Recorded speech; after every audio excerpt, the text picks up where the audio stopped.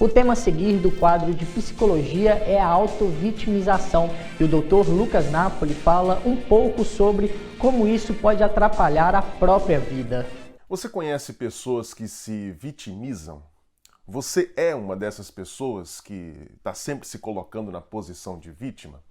A primeira coisa que eu gostaria de esclarecer aqui nesse vídeo é que ser vítima é diferente de se vitimizar. Ser vítima é diferente de estar na posição de vítima. Quando uma criança é espancada pelos seus pais, ela é uma vítima de abuso.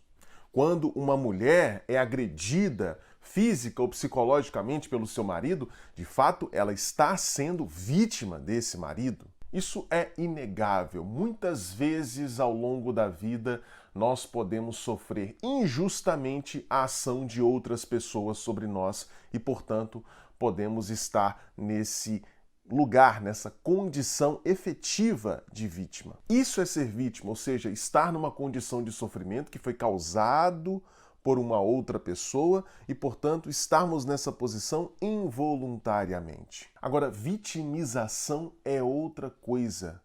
Vitimizar-se é uma decisão, é um comportamento, é uma atitude de olhar para a vida da posição de vítima. É escolher olhar para a vida dessa posição. E qual que é a posição de vítima? Eu acabei de descrever. Quando nós somos realmente vítimas, nós estamos numa condição de sofrimento para a qual nós não contribuímos, uma condição de sofrimento involuntária e uma condição de sofrimento da qual nós não podemos sair, porque está sob o controle de outra pessoa. Quando uma criança, por exemplo, é vítima da agressão física de seus pais, ela não tem controle sobre isso. E ela só pode, portanto, deixar de ser vítima se os seus pais mudarem o comportamento e pararem de agredi-la fisicamente. Nesse sentido, quando eu decido olhar para a vida da posição de vítima, é como se eu estivesse dizendo, tal como essa criança que eu citei agora há pouco, que aquilo que vai mudar a minha vida não depende de mim, depende sempre do outro. Que eu preciso apenas esperar que o outro decida mudar o comportamento para que eu saia da condição de sofrimento. Eu me coloco, portanto, numa posição, numa atitude passiva diante da vida, como se eu fosse meramente um objeto que está sendo manipulado pelo outro, que pode ser o tempo todo manipulado pelo outro. É assim que eu olho para a vida quando eu escolho estar na posição de vítima, mesmo não sendo de fato uma vítima. No fundo, a pessoa que se vitimiza, ela tem medo de assumir a responsabilidade como sujeito das suas ações.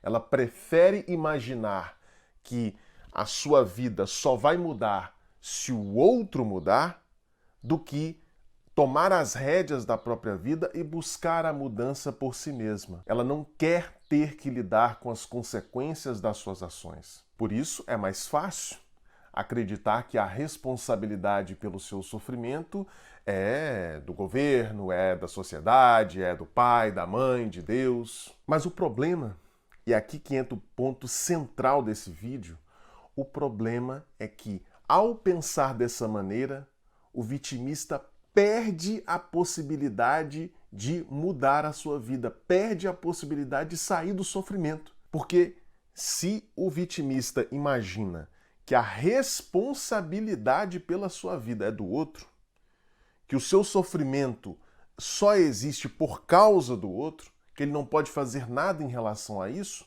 o que ele está dizendo? Ele está dizendo que ele só vai deixar de sofrer quando o outro decidir ficar bonzinho e ajudá-lo e tratá-lo melhor. Ora, sobre isso, o sujeito não tem controle. Ele não sabe se o outro, o suposto opressor, vai ficar bonzinho e tirá-lo da condição de oprimido. Ele não sabe. E enquanto ele fica esperando que a mudança venha do outro, esperando que o outro faça as coisas que vão tirá-lo do sofrimento, ele não sai do sofrimento, permanece nessa condição. Sacou? Esse gozo vitimista, essa satisfação de estar nessa posição passiva, retira do sujeito o impulso, o ímpeto, a motivação para alterar as suas circunstâncias. É óbvio que nós não vivemos no vácuo, é óbvio que as nossas ações, o nosso poder de transformação tem um limite imposto pelas circunstâncias. Mas o vitimista, ele não pensa dessa maneira complexa, dessa maneira adulta. Ele pensa como uma criança. Ele se imagina no lugar de alguém que não tem qualquer controle sobre a realidade, que tudo depende do outro, do governo, da sociedade, do pai, da mãe, de Deus, tudo depende do outro, nada depende dele.